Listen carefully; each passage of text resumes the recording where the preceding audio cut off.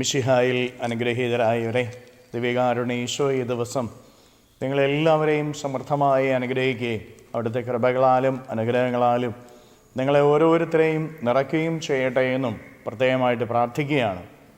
കർത്താവിൻ്റെ സംരക്ഷണവും സഹായവും ഈ ദിവസം മുഴുവനും നിങ്ങളുടെ കൂടെ ഉണ്ടായിരിക്കട്ടെ. വിശുദ്ധ ലൂക്കായുടെ സുവിശേഷത്തിൻ്റെ 22-ാമത്തെ അധ്യായത്തിൻ്റെ 24 മുതലുള്ള തിരുവചന ഭാഗങ്ങളിൽ തങ്ങളിൽ ആരാണ് വലിയവനെന്ന ഒരു അധികാര തർക്കം ശിഷ്യന്മാരുടെ ഇടയിലുണ്ടാകുന്നതിനെക്കുറിച്ച് നമ്മൾ വായിച്ച് ധ്യാനിക്കുകയാണ്. പ്രിയപ്പെട്ട ദൈവമക്കളെ, ഈശോയുടെ മരണനിമിഷങ്ങൾ അടുത്തിരിക്കുകയാണ്. താൻ ഈ ലോകത്തിൽ വെച്ച് പീഡകൾ സഹിക്കേണ്ടി വരുമെന്നും മരിക്കേണ്ടി വരുമെന്നും സ്വർഗത്തിലേക്ക് ഉയർത്തപ്പെടുമെന്നുമൊക്കെ ഈശോനാഥൻ ശിഷ്യന്മാരെ വ്യക്തമായിട്ട് പഠിപ്പിക്കുന്നുണ്ട്. തൻ്റെ സമയം ആഗതമായിരിക്കുന്നു എന്ന് മനസ്സിലാക്കുന്ന ഈശോ ആ വേദനയിലായിരിക്കുകയാണ്. ആ നിമിഷമാണ് ശിഷ്യന്മാരുടെ ഇടയിൽ അധികാര തർക്കം, വലിയവനാരെന്നുള്ള ചോദ്യമുണ്ടാകുന്നത്. പ്രിയപ്പെട്ടവരെ, അപരൻ്റെ വേദനയുടെ നിമിഷങ്ങളിലും സ്വന്തം സ്വാർത്ഥതയിലേക്ക് നോക്കുന്ന മനുഷ്യൻ്റെ മനോഭാവത്തെയാണ് നമ്മളിവിടെ കാണുന്നത്. നോമ്പുകാലത്തിൻ്റെ ചൈതന്യത്തിലാണല്ലോ നമ്മൾ ആയിരിക്കുന്നത്. അപരൻ വേദന അനുഭവിക്കുമ്പോൾ എൻ്റെ സ്വാർത്ഥതയുടെ വഴിയിലൂടെ നടക്കുന്ന ഒരു വ്യക്തിയാണോ ഞാനെന്ന് നമ്മൾ ഓരോരുത്തരും പരിശോധിച്ച് നോക്കണം. നമുക്കൊക്കെ ചുറ്റും വേദനിക്കുന്ന ഒത്തിരിയേറെ പേരുണ്ട്. സാമ്പത്തിക ബുദ്ധിമുട്ടുകളാൽ ദുരിതം അനുഭവിക്കുന്നവരുണ്ട്, രോഗപീഠകളാൽ കരയുന്നവരുണ്ട്, ജീവിതത്തിൻ്റെ പല മേഖലകളിൽ തകർക്കപ്പെടുന്നവരുണ്ട്. പ്രിയപ്പെട്ട ദൈവമക്കളെ, ഇങ്ങനെയുള്ളവർ നമ്മുടെ ചുറ്റുവട്ടങ്ങളിൽ കണ്ണുനീരൊഴുക്കി കരയുന്നത് നമ്മൾ കാണുമ്പോൾ, അറിയുമ്പോൾ, അവരൊക്കെ നമ്മുടെ അരികിലുണ്ടായിരിക്കുമ്പോൾ നമ്മുടെ മനോഭാവം എന്താണ്?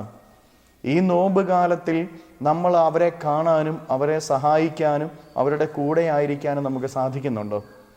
സാമ്പത്തികമായിട്ട് സഹായിക്കാൻ, ആശ്വാസവാക്കുകളിലൂടെ സഹായിക്കാൻ നമുക്ക് സാധിക്കുന്നുണ്ടോ? ഒരുപക്ഷെ നമ്മുടെ ചുറ്റും വേദനിക്കുന്നവരെ കാണുമ്പോൾ നമുക്ക് സാമ്പത്തികമായിട്ടോ മറ്റു വിധത്തിലോ സഹായിക്കാൻ സാധിക്കുകയില്ല. എന്നാൽ പ്രാർത്ഥനയിലൂടെ അവരെ സഹായിക്കാനായിട്ട് നമുക്ക് സാധിക്കുന്നുണ്ടോ? അതോ ഇന്നും എൻ്റെ ജീവിതത്തിൻ്റെ നൊമ്പരങ്ങളൊക്കെ സമർപ്പിച്ചുള്ള പ്രാർത്ഥന തന്നെയാണോ ഞാൻ നടത്തിക്കൊണ്ടിരിക്കുന്നത്?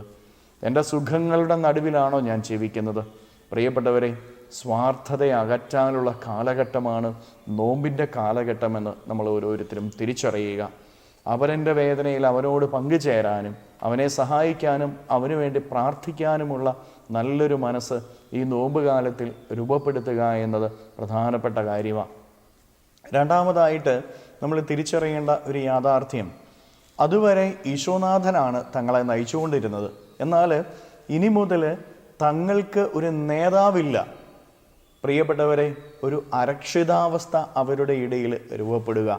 ഈ അരക്ഷിതാവസ്ഥയിൽ നിന്നാണ് ഒരു നേതാവിന് വേണ്ടിയിട്ടുള്ള ആഗ്രഹം അവരിൽ ഉയരുന്നത്.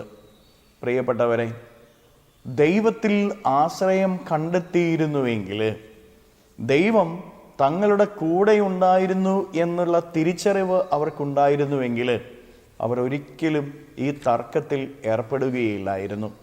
നമ്മുടെ ഓരോരുത്തരുടെയും ഹൃദയത്തിൻ്റെ ഉള്ളിൽ പലപ്പോഴും ഭയമുയരാറില്ലേ?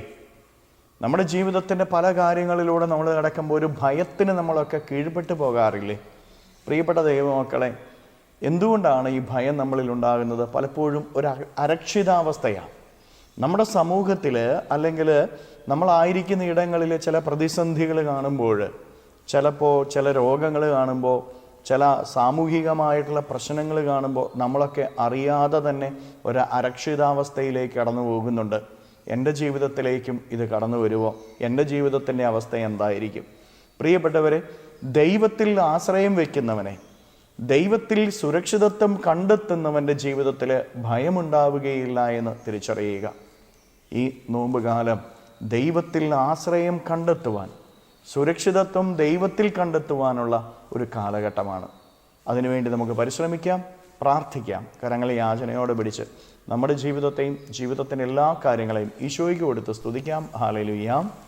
ഈശോയെ ആരാധന. Hallelujah, hallelujah, hallelujah, hallelujah, hallelujah. കർത്താവായ ഈശോയെ, മക്കളെ ഓരോരുത്തരെയും സമർപ്പിക്കുന്നു. ഇവരെ ഓരോരുത്തരെയും അനുഗ്രഹിക്കണമേ, ആശീർവദിക്കണമേ.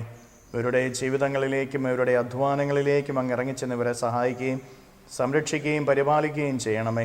ഇവരുടെ ജീവിതത്തിൽ നിന്ന്, ജീവിത വഴികളിൽ നിന്ന്, അധ്വാന മേഖലകളിൽ നിന്ന് സർവ്വ തിന്മകളും ബന്ധനങ്ങളും കെട്ടുകളും പിശാചിൻ്റെ ഉപദ്രവങ്ങളും നാരകീയ ശക്തികളുടെ പ്രവർത്തനങ്ങളും പൈശാചിക അരൂപികളുടെ പ്രവർത്തനങ്ങളും നിർവീര്യമായി തീരട്ടെ എന്ന് കൽപ്പിക്കുന്നു. എല്ലാ കെട്ടുകളും ഇവരുടെ ജീവിതത്തിൽ നിന്ന് അഴിയട്ടെ എന്ന് കൽപ്പിക്കുന്നു. എല്ലാ തിന്മകളും ഇവരുടെ ജീവിതത്തിൽ നിന്ന് തകരട്ടെ എന്ന് കൽപ്പിക്കുന്നു. ദുഷ്ടതയുടെ കെട്ടുകൾ അഴിയട്ടെ എന്ന് കൽപ്പിക്കുന്നു. Hallelujah, hallelujah, hallelujah. ഈശോയേ, ഈ ദിവസം ഇവരെ ഓരോരുത്തരെയും അനുഗ്രഹിക്കണമേ.